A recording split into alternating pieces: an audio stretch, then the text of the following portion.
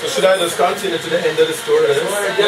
Since everybody kind of get caught up in the thing. Where are my glasses? I keep leaving these things all over the place. Thanks. Can't see without it. Alright, here we go. So at this point, Taiko has taken the kids, left. So let's see what happens thereafter. At first, I had not wanted to believe it, hoping that she had just gone to visit my parents. That thought went as quickly as it had arrived. She would not have left for Clarendon in that much of a rush, and not at that hour. No, this was different. It felt more permanent. As the enormity of what had happened slammed into me with the force of an avalanche, I slid to the floor in our bedroom, stunned and weak. My legs would no longer support me.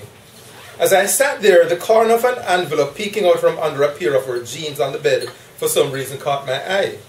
I reached out, grasped it, and with shaking hands opened it and read the single sheet of notepaper contained within it. The letter was short, written in her neat penmanship. Dear Dave, it said. That's it.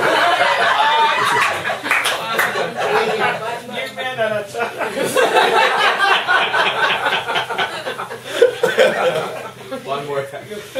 Yes. I've taken my children and I'm going home. Please don't come after me. I can't take this anymore, and I feel you are stifling me. You will not hear from me again. You will not see the children again either. They will grow up where they belong. Goodbye. She had not even bothered to sign it. Obviously, she had been planning this for some time and had just been waiting on an excuse and an opportunity to put her plans into effect. I tried to call her, but the calls all went to voicemail. And in my messages, I begged her to come back and to allow us to work out whatever the problems were. She did not return my calls.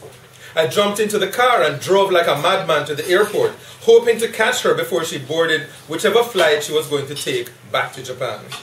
I got to the airport in time to see her walking out onto the tarmac and up the stairs into the aircraft. I screamed, howled, and begged her to come back, but she held her head straight and ignored me.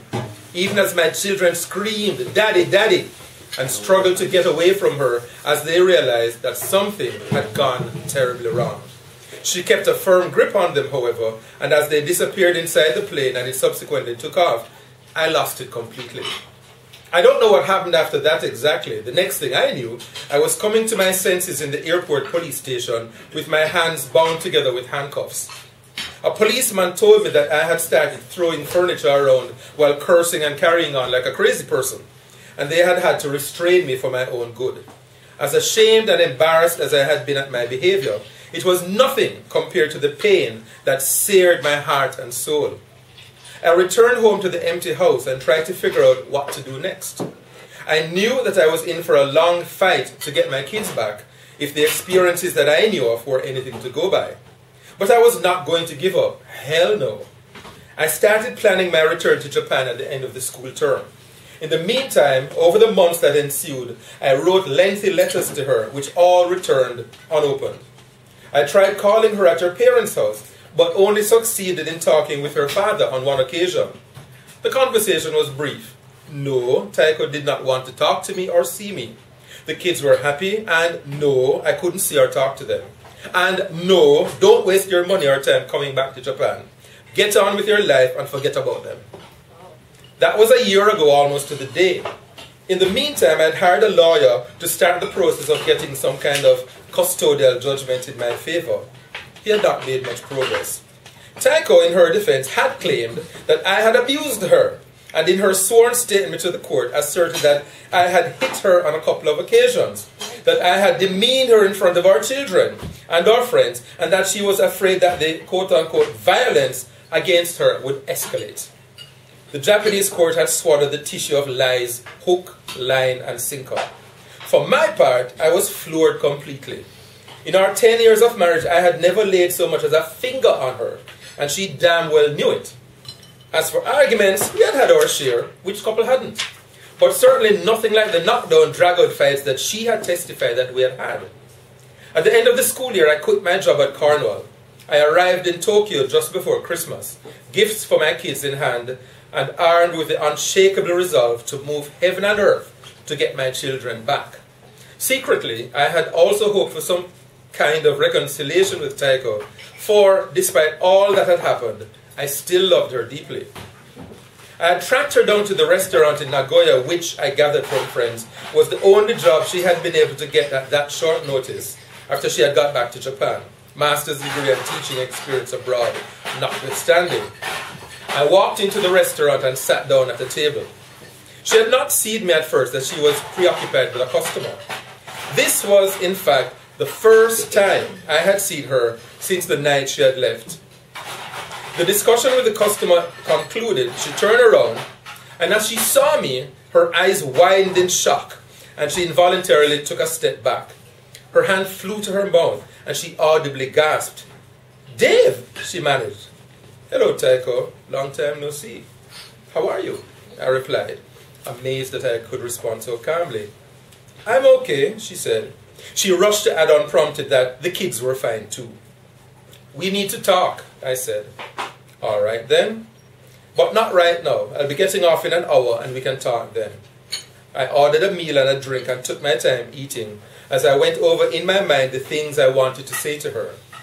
I studied her as I ate. She looked well, all things considered, as beautiful as ever, despite the plastic smile she sported as she rushed around, conscious of my eyes on her. Yes, I wanted to slap her silly, but perversely, I also wanted to hold her close and kiss her. Eventually, her shift ended. She got her coat and we went to a nearby Starbucks to have our first conversation in a year. The first question sprang from my lips almost before we sat down. The one question above all that I needed an answer for. "Why, Taiko? Why did you do this to me? To us, to our family? And don't give me any bullshit about domestic abuse." She shrank a little but took a deep breath, then launched into her story. It was an amazing one too. But what it boiled down to was simply that she had got tired of being married, of living away from Japan, and she wanted her freedom. That, yes, she still loved me, but she just did not want to be with me anymore. Couldn't be bothered. And that she had made up her mind to just get away. It was that simple. She said her parents knew all of this and were fine with it. Oh, and yes, she felt that growing up in Japan was better for the kids than growing up in Jamaica or anywhere else. Listening to her and looking at her, suddenly she was a total stranger. And I wondered who it was that I had spent the best part of a decade with. It was mind-blowing and breathtaking, and I felt like I was in the Twilight Zone. Our life together had been nothing but a lie, a mirage, and a sham, and it hit me like a body blow. The pain was actually visceral. From that moment on, I resolved that come hell or high water, I would not rest until I had rescued my children from this house of horrors. I took one last long look at her, then got up from the table and left the coffee shop. Let the battle begin. That's it.